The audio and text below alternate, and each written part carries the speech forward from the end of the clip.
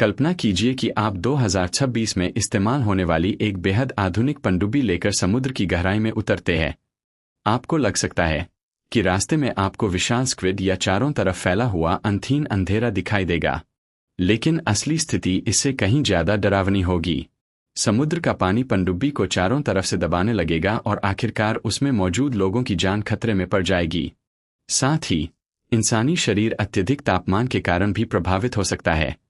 अगर आपको धरती के सबसे गहरे स्थान तक पहुंचना है तो आपको मैरियाना ट्रेंच जाना होगा।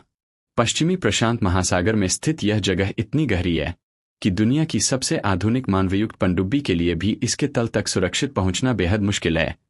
इतनी भयानक गहराई में लोगों को लगता है कि यहां जीवन की लगभग कोई संभावना नहीं होगी, लेकिन अगर आप गहरे समुद्र की भयावह परिस्थितियों को थोड़ा समझें तो पता चलेगा कि सच्चाई बिल्कुल अलग है। आखिर धरती के सबसे गहरे हिस्से में किस तरह के जीव रहते हैं, यह समझने के लिए कि यहाँ कौन कौन से जीव जीवित रह सकते हैं, पहले हमें समुद्र की अलग अलग गहराइयों को समझना होगा।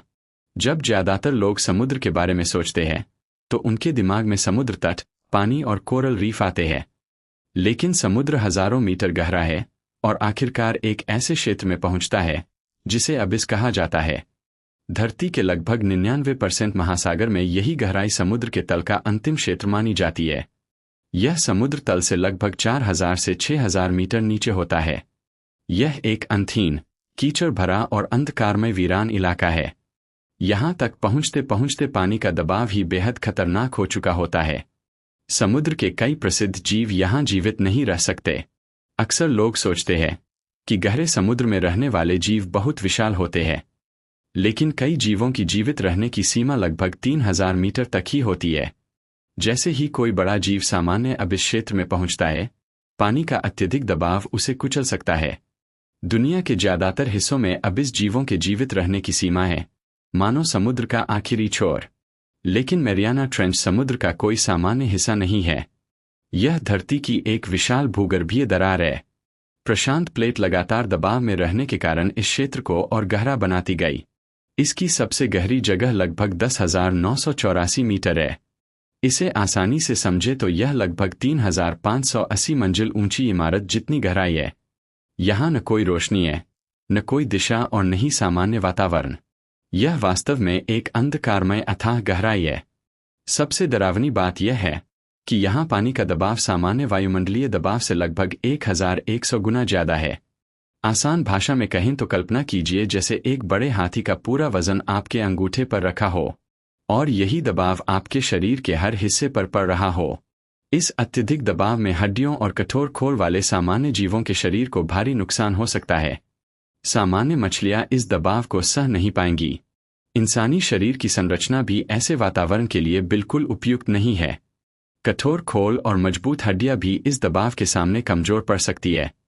यहां जीवित रहने के लिए जीवों को सामान्य शरीर संरचना से बिल्कुल अलग तरीके से विकसित होना पड़ता है। इसलिए यहां रहने वाले कुछ जीवों का शरीर बेहद नरम और जेल जैसा होता है। इंसानों द्वारा खोजी गई सबसे गहराई में रहने वाली मछलियों में से एक स्नेल फिश इस तरह के शरीर का उदाहरण है। इसका शरीर सामान्य मछलियों से काफी अलग होता है।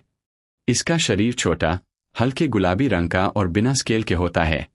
इसके शरीर में हड्डियां बहुत कम होती है और इसकी खोपड़ी की संरचना भी बेहद लचीली होती है। इससे अत्यधिक दबाव के प्रभाव को कम करने में मदद मिलती है। इसका शरीर लगभग पारदर्शी और जेल जैसा दिखाई देता है। इसे देखकर ऐसा लगता है जैसे कोई गीला टिश्यू हो, लेकिन जैविक दृष्टि से यह अत्यधिक दबाव वाले वातावरण के लिए एक बेहतरीन अनुकूलन है। यह मछली पानी के दबाव से लड़ने के बजाय अपने शरीर को उसी के अनुसार ढाल लेती है।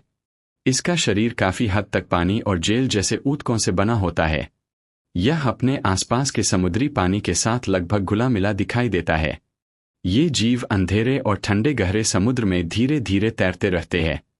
देखने में ये कमजोर लग सकते हैं, लेकिन ये ऊपरी समुद्री क्षेत्रों के कई बड़े जीवों से कहीं ज्यादा गहराई में जीवित रह सकते हैं। कैमरों द्वारा रिकॉर्ड की गई सबसे गहरी जगहों में पाई जाने वाली मछलियों में इनका नाम शामिल है। बहुत कम जीव इतनी गहराई में जीवन बनाए रख सकते हैं। लेकिन यहां जीवित रहने की सबसे बड़ी चुनौती सिर्फ दबाव नहीं है, क्योंकि इस क्षेत्र में ऊर्जा का स्रोत भी बेहद सीमित है। यहां सूरज की रोशनी की एक भी किरण नहीं पहुंचती। यहाँ पौधे भी नहीं उगते। तो फिर यहाँ रहने वाले जीव अपना भोजन और ऊर्जा कहाँ से प्राप्त करते हैं? हर जीव को ऊर्जा की जरूरत होती है, और पृथ्वी पर जीवन की अधिकांश ऊर्जा का मूल स्रोत सूर्य है। पौधे सूर्य की रोशनी का इस्तेमाल करके ऊर्जा संग्रहित करते हैं।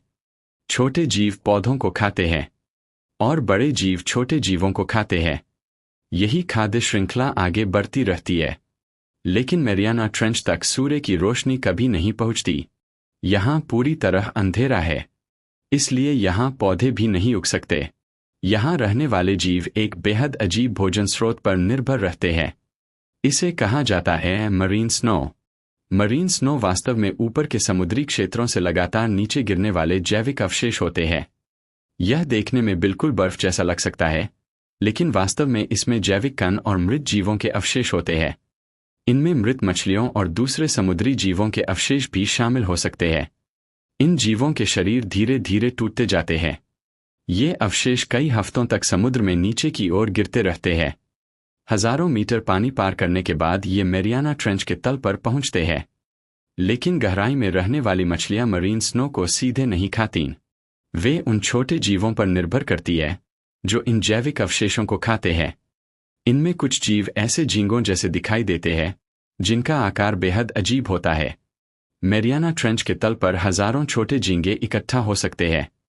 जैसे ही मछलियों के शरीर या जैविक अवशेष नीचे गिरते हैं, ये झींगे उन्हें खाने के लिए सक्रिय हो जाते हैं। ये झींगे बहुत छोटे भी नहीं होते, कुछ लगभग 5 सेंटीमीटर तक बड़े हो सकते हैं। गहरे समुद्र के हिसाब से यह काफी बड़ा आकार माना जाता है। बहुत से लोग सोचते हैं कि पूरा गहरा समुद्र एक जैसा होता है, लेकिन मैरियाना ट्रेंच और उससे ऊपर का गहरा समुद्री क्षेत्र बिल्कुल अलग दुनिया है।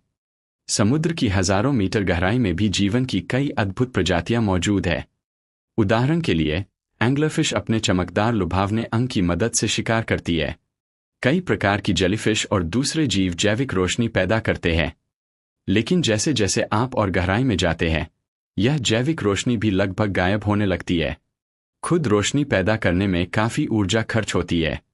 इसके अलावा जटिल आंखों और दूसरे संवेदनशील अंगों को बनाए रखने के लिए भी ऊर्जा और पोषक तत्वों की जरूरत होती है।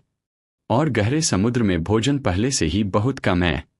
मैरियाना ट्रेंच के तल पर भोजन के अवशेष भी बेहद सीमित मात्रा में पहुंचते हैं। इसलिए यहाँ जीवन की संरचना बहुत सरल हो जाती है। इस अनोखे वातावरण ने यहाँ रहने वाले जीवों को बेहद विशेष तरीके से विकसित होने के लिए मजबूर किया है। विकास और अत्यधिक दबाव के कारण यहाँ रहने वाले जीव अपने वातावरण के लिए पूरी तरह अनुकूलित हो चुके हैं। वे लगभग इसी गहराई तक सीमित रहते हैं। उनके शरीर अल्ट्रा हाई प्रेशर वातावरण के लिए बने हैं। वे आसानी से ऊपर की ओर नहीं जा सकते।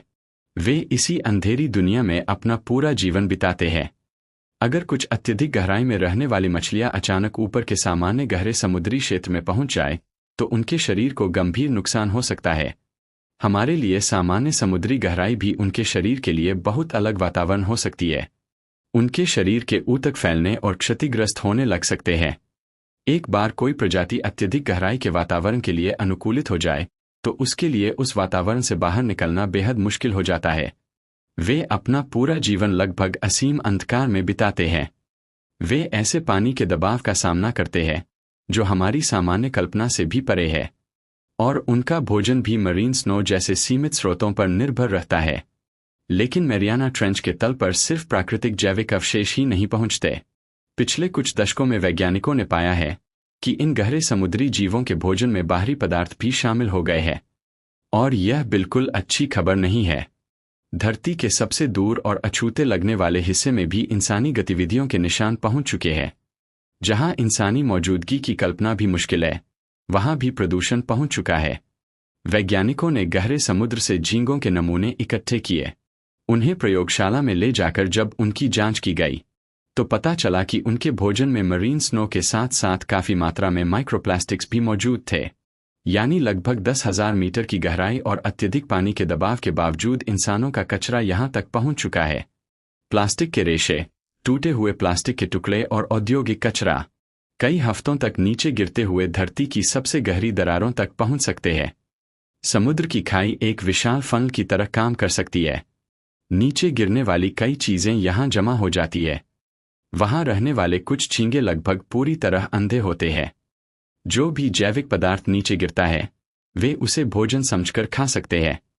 इसी वजह से प्लास्टिक के छोटे कण भी उनके शरीर में पहुंच सकते हैं। इंसानों ने समुद्र की इस अत्यधिक गहराई तक भी प्रदूषण पहुंचा दिया है।